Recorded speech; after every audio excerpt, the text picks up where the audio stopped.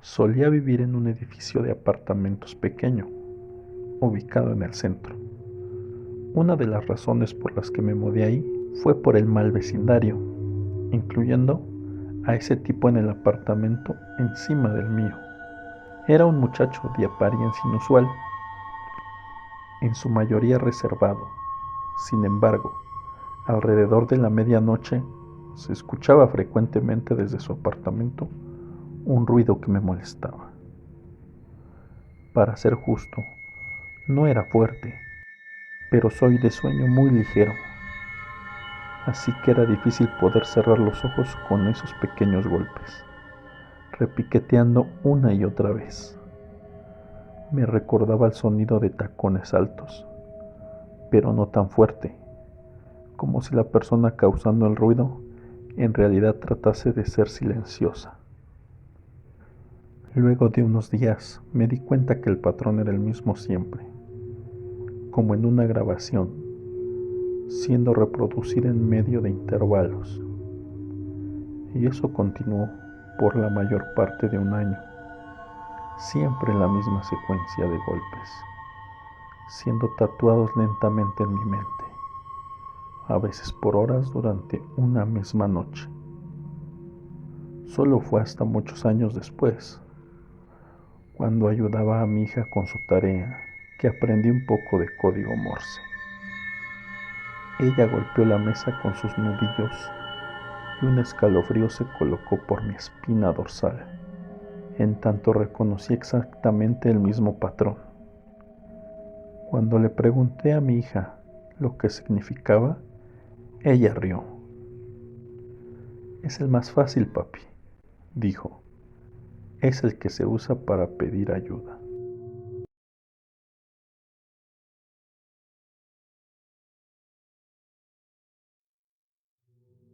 En mi familia se dice que los muertos de la familia nos cuidan siempre y que a veces nos visitan para que sepamos que siguen acompañándonos.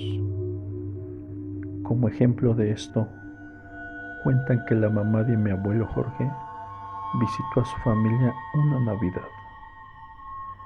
Dicen que hace alrededor de 20 años estaba toda la familia reunida en casa de mis abuelos para celebrar la Nochebuena. La familia estaba sentada en la sala antes de cenar, recordando a mi difunta bisabuela y los platillos que solía cocinar para esas fechas.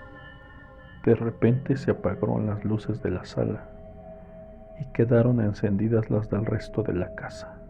Mi abuelo, que es ingeniero civil y arquitecto, dijo que seguramente se había quemado un fusible o había habido algún corto en esa parte de la casa.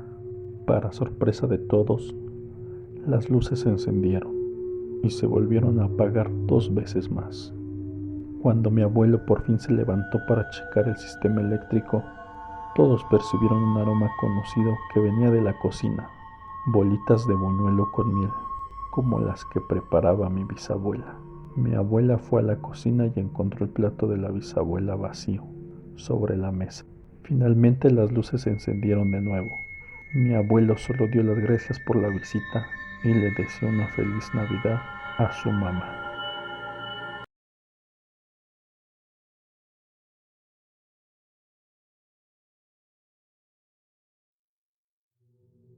Mi señora madre es del DF, pero toda su vida se crió en el Puerto Jarocho.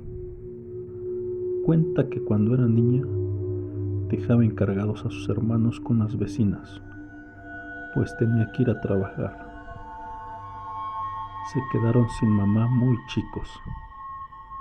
Cuando regresaba del trabajo, diario pasaba por sus hermanos y se los llevaba a casa de una tía que le daba muy mala vibra. Contaba que en casa de la tía tenían el cuadro de su padre en la sala y siempre le daba miedo mirarlo. Un señor serio, enojado, me dice. Era de esos cuadros viejos donde se podía ver el paso de los años en él. En las noches, la tía se ponía a conversar con el cuadro Mi madre escuchaba los reclamos que le hacía la tía al cuadro, como si hablara con otra persona real. Siempre le echaba en cara lo jodida que estaba, lo mujeriego que era y que nunca pudo casarse. Una noche que la tía tuvo que salir a ver a un familiar enfermo, mi madre y mis tíos se quedaron solos. Todo mundo odiaba la pintura y mi tío el más chico lloraba mucho dentro de la casa. Cenaron y se fueron a dormir.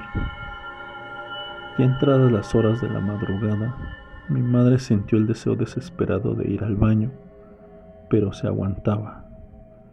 Decía que no iba a ir al baño pasando por la sala y ver el cuadro maldito.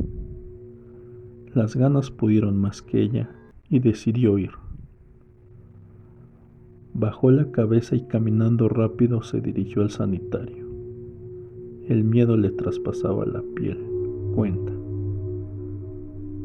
cuando oyó una voz masculina que le decía: hija malagradecida, hija malagradecida.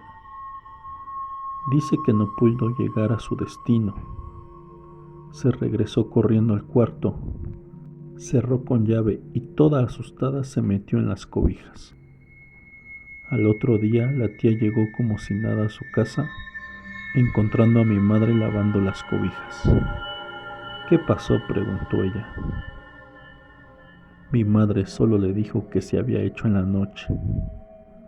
Pasaron algunas semanas y se fueron de ahí para irse a vivir a casa de otros familiares. Nunca le dijo a la tía lo que escuchó esa noche. Capaz que la tachaba de loca, o tal vez no. Hace poco, y habiendo pasado muchísimos años, mi madre va de viaje a Veracruz con la familia, pregunta por la tía y le dicen que hace mucho falleció. Quiso pasar por la que alguna vez fue su casa para recordar viejos ayeres. Abandonada y destruida estaba ya la vieja casona, pues la tía no tuvo a quien dejarla.